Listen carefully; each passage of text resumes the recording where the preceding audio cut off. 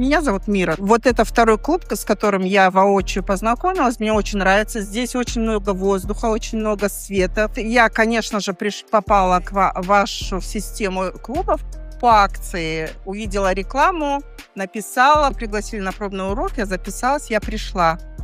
Я пришла, попробовала, сделала один круг. Этого было достаточно, чтобы оставить, скажем так, позитивное впечатление. После перенесенного инфаркта надо было как-то восстанавливаться, а здесь очень щадящий режим. Все под тебя подстраивается, начинаешь с минимума.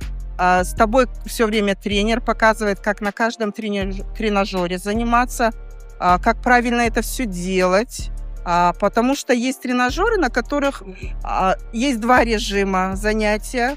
Это я узнала уже по ходу. И это очень интересно тоже все.